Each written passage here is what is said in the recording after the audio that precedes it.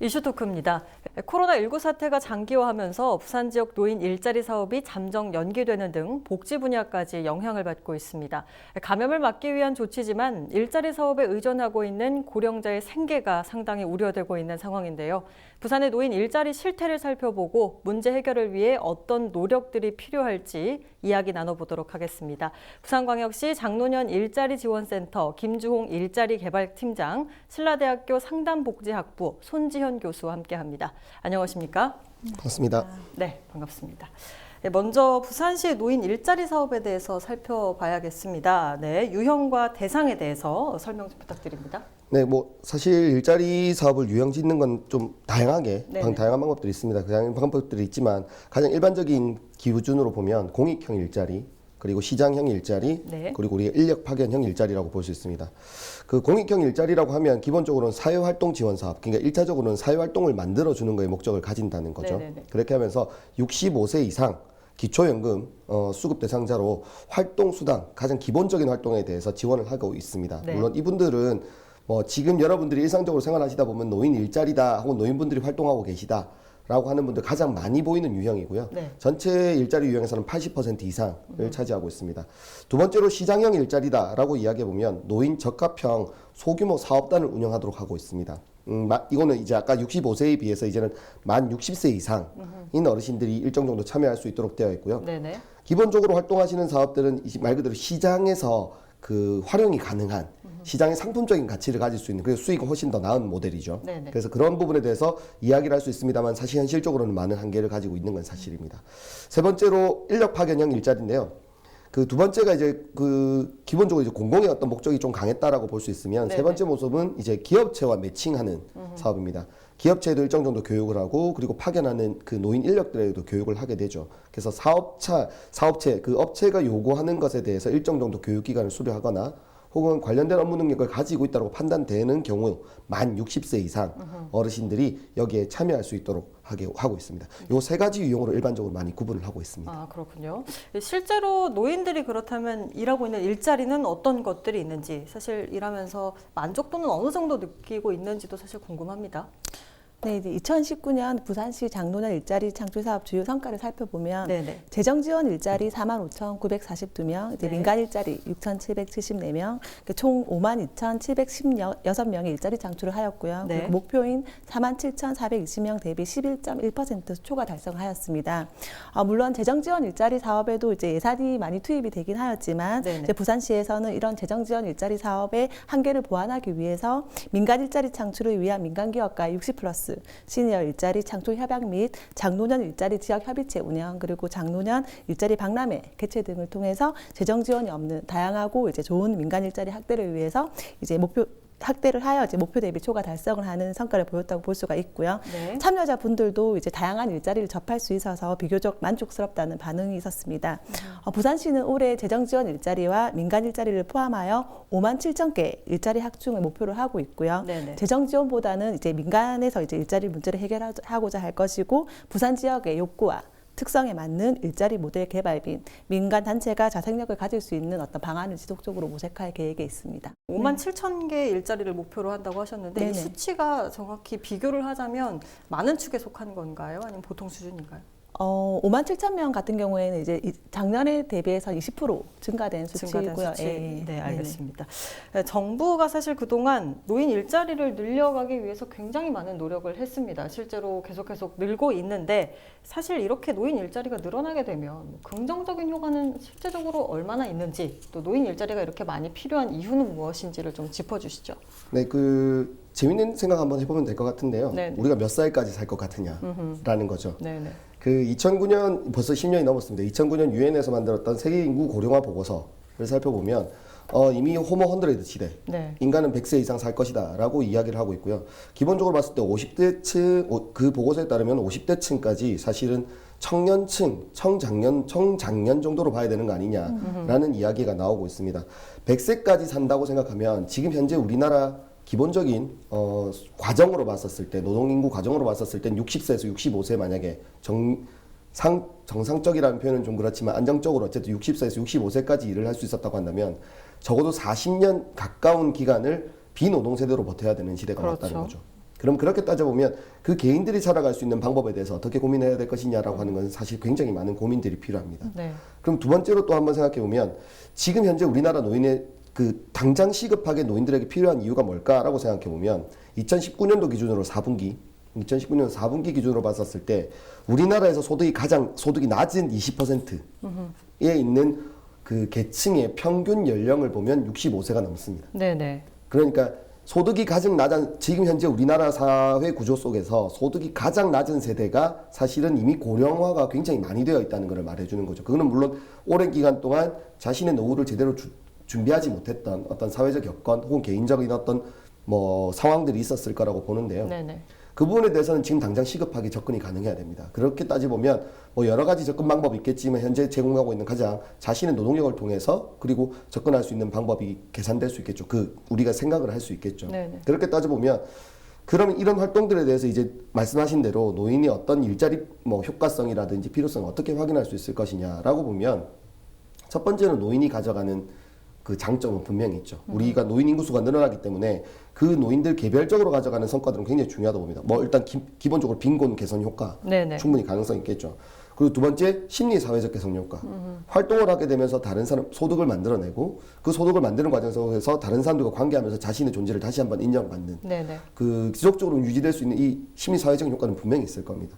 세 번째로 봤었을 때 그 앞에 거가 인정되는 건데요. 사회적 관계가 이제 확실히 향상될 수 있겠죠. 사실은 은퇴 후 세대가 가장 어려워하는 부분은 자기가 늘 만나던 분들을 이제는 만나지 못하는 것. 사실 우리 사회 구조의 다수가 일을 통해서 관계가 만들어지는 구조가 있다 보니 그 일을 그만뒀을 때 그 끊기는 사회적 관계들이 굉장히 무서운 부분이 있거든요. 네네. 근데 그런 부분이 나아질 수 있는 거고 개인에 대한 부분을 정리했다고 한다면 마지막으로는 이런 개인들이 나아지는 게 사회적인 효과를 만들어낼 수 있겠죠. 그리고 뭐 노인들이 만들어내는 사회적 비용이 일단 감소되는 부분, 그리고 노인들이 소득이 만들어졌기 때문에 경제 순환 효과가 만들어질 거고요. 그리고 독일의 바트 메르겐하임이라고 하는 도시가 있습니다. 이 도시 같은 경우에는 노인의 소비를 통해서 도시 자체가 활성화되는 도시입니다. 네네. 그러니까 굉장히 긍정적인 효과들을 만들어낼 수 있다는 건 사실입니다. 그런 긍정적인 효과 때문이라도 노인 일자리가 좀 많이 앞으로 더 양질적으로 좀 확충이 되어야 되겠다. 아무래도 고령화 시대로 지금 넘어가고 있는 상황이니까요. 네, 충분히 필요한 부분이고 사실 일자리와 소득이라고 하는 두 가지가 별도로 고민되고 있긴 한데 일자리라는 부분은 뭐 놓칠 수 없는 부분이 될 겁니다. 맞습니다. 코로나19가 장기화되면서 노인 일자리 사업도 사실상 영향을 많이 받고 있습니다. 사실상 뭐 중단 상황이 아닌가 싶은데 현재 상황은 어떤가요? 좀 짚어주시죠. 네, 그 코로나19 확산을 막기 위한 사회적 거리두기 필요성과 일자리 참여자와 이용자들의 안전을 위해서 사실 이제 노인 일자리 사업이 전면 중지된 상태이고요. 네네. 3월 22일까지 모든 노인 일자리 사업 및 교육 상담 등의 중단을 통해서 이제 폐렴 등 호흡기 질환에 약한 어르신들이 지역사회 접촉을 차단하자는 것이 현재 부산시 입장입니다. 네. 더구나 어르신들의 경우에는 고위험군이다 보니까 감염됐을 경우에 최대 사망까지 갈 수 있는 그런 상황이다 보니 더욱 조심할 수밖에 없는 상황이고요. 감염 추이를 지켜봐야 되겠지만 언제 재개가 될지는 아직 모르는 상황입니다. 노인 일자리 사업 참여자의 상당수가 사실은 생계형이신 분들이 많으시기 때문에 네네. 코로나19 사태가 장기화될 조짐을 보임에 따라서 생계 유지를 이제 어려움을 겪으시는 분들도 상당히 많아질 거라고 생각이 들고요. 파트타임 민간 일자리로 이제 생계를 유지하시는 어르신들의 경우에도 코로나 사태로 제일 먼저 일자리를 지금 잃을 처지에 이제 놓여져 있습니다. 네네. 하루빨리 이제 코로나가 안정권에 접어들어서 어르신들이 마음 편하게 활동하실 수 있도록 이제 하고 이제 침체된 경기가 활성화돼서 어르신들의 어떤 고용 해소가 되기를 기대하고 합니다. 지금. 연관해서 아무래도 일하시는 분들이 좀 저소득층 분들이 많지 않습니까? 용돈벌이보다는 생계 때문에 하시는 분들이 아무래도 비율적으로 좀 더 많은 것 같은데 실제로 어떻습니까? 실제로도 아무래도 생계에 영향이 미쳐지고 있는 건 사실이죠. 네, 이제 확인을 조금 해봐야 될 것 같은데요. 네네. 일단 부산 지역의 노인 국민연금 수급률들은 42.4%, 사실 네네. 절반도 안 됩니다. 그러니까 자신이 노후 준비가 잘 되어 있지 못하다는 거죠. 동남권 3개 시도 중에서도 가장 낮은 반면 사실 기초생활수급자 수율은 다 또 9.2%로 가장 높습니다. 네네. 그러니까 부산이 가지고 있는 노인들이 기본적으로 경제적 여건이 많이 약하다는 부분이죠. 그래서 말씀하셨던 것처럼 그분들에 있어서 이 일자리 사업은 굉장히 중요한 부분이 있습니다만 사실 냉정하게 판단하면 노인 일자리 사업이 현재 우리 노인들에게 충분한 소득원이 되고 있느냐에 대한 고민은 조금 필요합니다. 이게 낮은 임금 수준이라든지 이런 부분에 대해서는 지속적으로 이야기가 있었던 부분이고요. 네네. 동시에 제가 앞에서도 말씀을 잠시 드렸었지만 노인 일자리 사업이라고 하는 것이 노인의 소득 보장에 대한 목적도 있지만 동시에 여가나 사회 참여 기능에 대한 관심도 굉장히 많이 가지면서 사실 정책적으로 그 지원이 됐던 부분이기 때문에입니다. 그래서 지금 그 소득이 완전하게 그 대체율이 높지 않은 상황에서 이게 얼마나 정도 효과가 있느냐라고 볼 수 있긴 하지만 말씀하신 대로 사실은 이제 본 사태가 이제 이번에 이 코로나 사태가 명확한 기간이 언제쯤 마칠 수 있을 것이라는 확증이 없지 않습니까? 그렇죠. 그런 경우에서 사실 이게 장기간 벌어졌을 때는 분명히 이 문제는 조금 더 급하게 또 그리고 크게 다가올 수 있는 확률이 높습니다. 맞습니다. 당장에 생활할 수 있어야 하는 비용이 필요한데 이를 중단하는 기간이 정해져 있는 것도 아니고 얼마나 더 장기화될지 모르니까 사실 대책이 좀 필요하지 않을까라는 생각이 좀 듭니다. 노인 일자리 관련해서 사실 부산시 같은 경우에는 뭐 계속 확충시키기도 하고 있습니다. 그렇지만 조금 더 개선돼야 될 부분이 있다면 어떤 부분이 있을까요? 네, 사실 그 노인 일자리와 관련해서 개선돼야 될 이야기만 하자라고 해도 사실 이게 굉장히 오래 걸리는 이야기들인데요. 그 기본적으로 이제 노인 일자리를 봤었을 때의 개선 과제와 그리고 노인 일자리를 포함한 노인 생활 전반에 대한 그 패러다임의 변화라고 하는 두 가지가 같이 고민이 돼야 됩니다. 그 첫 번째로 보면 일자리 관련해서 개선을 본다면 지나치게 공익형 일자리, 제가 아까 말씀드렸던 것처럼 80% 이상 가장 낮은 여건 그리고 가장 단순한 업무라고 주장되어 있는 공익형 일자리의 쏠림이 굉장히 많기 때문에 이 부분에 대한 완화가 필요하고요. 두 번째로는 일자리 사업 자체가 지금 노인들이 참여할 수 있는 일자리 사업들이 단순하고 획일화되어 있는 사업들이 조금 더 많습니다. 이게 뭐 말벗 서비스라든지 환경 전환 서비스라든지 뭐 이런 이야기들인 거죠. 그래서 그런 것보다는 앞으로 본인들이 이전에 있었던 경험들, 그 자신의 지식이나 경험을 살리면서 할 수 있는 그런 일자리들이 조금 더 많아져야 되고요. 뭐 예를 들어 보면 우리 뭐 정확한 건 아니지만 뭐 실버 택배라든지 최근엔 영화관이나 극장 같은 데서도 이제 노인들이 자기가 할 일들이 조금씩 많아지고 있는 부분들이 있기 때문에 이 부분에 대한 필요는 있습니다. 그리고 이런 부분이 일자리와 관련해서 개선 사항이라고 본다면 그 저희가 또 한 번 살펴봐야 될 건 인구 변화에 따라서 베이비붐 세대가 이제 등장하게 될 겁니다. 그렇죠. 베이비붐 세대가 등장하게 되면 이 베이비붐 세대는 사실은 이전에 있었던 노인들의 특성과 상당히 다른 모습들을 가지게 될 겁니다. 높은 교육 수준 그리고 안정적인 여건을 가지고 있다는 거죠. 그럼 이분들이 이제 일자리에 들어오게 되면 어떤 모습으로 나타나게 될 것인가에 대한 이야기가 보완이 충분히 필요한 상황입니다. 확실히 지금처럼 단순한 업무보다는 조금 더 복잡하고 또 나아갈 수 있는 부분이 많기 때문에 이런 부분을 미리 좀 대비를 해야 되지 않을까라는 생각이 좀 듭니다. 아까 교수님께서도 말씀을 하셨지만 공익활동 일자리 경우에는 사실 기간을 정해두고 일을 하는 경우가 대부분이다 보니까 지속성 문제가 좀 끊임없이 이어져 왔습니다. 민간 기업에서 좀 이 부분에 참여를 해서 좀 개선이 돼야 되지 않을까라는 생각을 하는데 어떻게 보시나요? 네, 어르신들과 사실 일반 근로자가 최저임금이나 이제 근로기준법과 동일한 적용을 받고 있고요. 그리고 하지만 실제로 저희가 어르신들을 상담을 해보면 최저임금을 떠나서 본인이 잘할 수 있고 그리고 보람된 일자리를 찾아서 이제 근무를 하시고자 하시는 분들이 상당수 있습니다. 어르신들을 사실 근로자로서 최저임금이라는 법의 테두리에 가둘 것이 아니라 근로자가 선택해서 보람된 일자리를 찾을 수 있도록 이제 제도적인 개선 마련이 좀 필요할 것 같고요.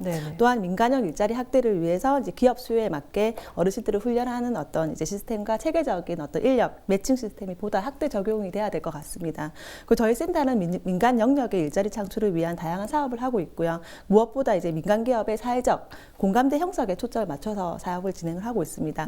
민간 협력 체계 구축을 해서 이제 다양한 민간 일자리 영역을 발굴을 하여서 좀 더 확대해 나갈 계획에 있습니다. 그러면은 아까도 말씀을 드렸지만 사실 용돈벌이보다 생계적 차원 때문에 일을 하시는 분들이 아직은 더 많은 것 같습니다. 그렇기 때문에 양질의 일자리가 지금도 물론 많이 늘리려고 노력은 하고 있고 예산도 편성하고 있지만 앞으로 더 많이 확충이 돼야 되지 않을까라는 생각이 드는데 부산시에서는 좀 어떤 방안을 생각하고 있나요? 특히 이제 베이비부머 세대들에 대한 어떤 양질의 일자리 창출이 무엇보다 시급한 상황이고요. 노후 준비가 충분하게 되어 있지 않은 베이비부머 세대들은 노후 소득 보충을 위해서 이제 경제활동 욕구가 굉장히 크지만 이를 충족할 만한 일자리는 매우 부족한 게 현실입니다. 우선 양질의 노인 일자리는 경제를 활성화하고 노동의 유연성을 높여서 민간에서 창출하도록 유도를 해야 될 것이고 정부 차원에서도 노인 일자리의 어떤 양적 확대에 초점을 맞추기보다는 양질의 일자리 개발을 위한 새로운 정책 마련을 지원을 해야 될 것 같습니다. 부산시는 저희 센터를 통해서 이제 양질의 일자리 연계를 위해서 베이비부머 인력 파견 사업을 이제 실시를 하고 있고요. 네네. 경력 활용을 해서 재취업을 할 수 있도록 관리자급, 임원급 등을 통한 취업처를 개발해서 전문 퇴직자분들이 원하시는 곳에 취업이 될 수 있도록 하고 제2 인생 설계를 할 수 있도록 그렇게 많은 지원을 하고 있습니다. 이러한 사업 영역이 조금 더 확대되고 보편화돼서 많은 어르신들을 위한 양질의 일자리가 만들어지기를 이제 기대합니다. 사실 일각에서는 청년 실업도 사실 문제지 않습니까? 그렇죠. 청년 일자리가 문제다. 아니다. 노인이 이렇게 인구가 많아지는데 노인 일자리 늘리는 것도 중요하다. 뭐 이런 이야기를 가지고 사실 세대 갈등으로까지 번지기도 합니다. 이 상황이 좀 안 좋은데 교수님께서는 어떻게 생각하세요? 이 부분에 대해서. 1차적으로 노인, 뭐 제일 좋은 거는 1차적으로 노인하고 청년 모두에게 양질 일자리가 주어지면 제일 좋죠. 그렇죠. 근데 지금 저희 뭐 우리나라를 포함해서 전 세계적인 흐름을 봤었을 때 양질의 일자리가 고르게 배분된다는 건 사실 어려운 부분입니다. 그리고 그럼 그렇다고 하고 확인을 한번 해봐야 되는데 일단 기본적으로 노인 일자리를 제공하는 것이 청년의 일자리를 흔들고 있다라고 하는 것도 막연한 오해입니다. 네네. 아까 우리 김주홍 팀장님께서 말씀해 주셨던 부분도 보면 우리가 활동하고 그 노인들이 활동하고 있는 영역들을 그대로 복사해서 청년들에게 이 일자리가 어떻냐 혹은 참여할 의향이 있냐라고 물어본다면 청년들은 대부분 참여하지 못하는 일자리들입니다. 그렇기 때문에 노인 일자리가 청년들 일자리를 해친다라고 하는 이 1차적인 오해들은 사실은 사회적으로 좀 민감하게 막아줘야 될 필요가 있습니다. 그런 것들을 정리한다고 한다면 지금 노인들에 대한 이해를 좀 바라보는 눈도 상당히 달라질 수 있는데 잠시만 뭐 이야기를 한번 해보면 노인들의 소득을 지원해주는 구조는 제가 아까 독일 사례도 잠시 말씀드렸는데 노인의 소득을 통해서 노인이 소비하는 세대가 되어준다고 한다면 노인의 소비를 받아서 일을 할 수 있는 청년 세대가 등장하게 됩니다. 기본적으로 노인들이 쓸 수 있는, 왜냐하면 노인들의 저축 기간이라든지 상대적으로 준비해야 될 기간도 굉장히 짧기 때문에 소비율이 높을 수가 있다는 거죠. 부산의 노인 인구 비율이 사실 가파르게 증가하고 있는 만큼 노인 일자리에 대한 관심도도 높아지고 있어요. 단순했던 일에서 이제 얼마나 더 노인분들이 좀 효율적으로 일할 수 있느냐 뭐 이런 부분까지 관심이 뻗치고 있는데 구직에 관련해서 노인분들이 좀 도움을 받자고 한다면 어디에서 좀 받을 수 있을까요? 사실 이제 어르신들은 컴퓨터에 좀 취약하시기 때문에 인터넷을 활용해서 이제 구직 활동하기에는 조금 무리가 있고요. 그래서 저희는 이제 부산광역시 장노년 일자리 지원센터로 부산시에 거주하는 만 50세 이상을 위한 장노년층을 위한 일자리 전담 기관입니다. 초기 취업 상담, 구직 등록, 취업 교육, 그리고 취업 연계 및 사후 관리 등의 어떤 체계적인 지원 프로세스를 통해서 많은 어르신들이 다양한 일자리를 통한 어떤 사회 참여를 하실 수 있도록 지원을 하고 있고요. 일자리뿐만 아니라 사회공헌 활동, 그리고 교육 문화 등 다양한 분야의 사업을 실행해서 성공적으로 제2 인생 설계를 할 수 있도록 노력을 하고 있습니다. 그리고 저희가 이제 50+ 부산 포털 사이트도 이제 그 센터에서 개설해서 운영 중에 있고요. 장노년 세대들의 눈높이에 맞춘 온라인 포털 이제 사이트로 다양한 일자리 정보 그리고 교육, 문화 등 각종 생활 정보를 종합적으로 제공하고 일자리 및 교육을 쉽게 신청할 수 있도록 구성을 하였습니다.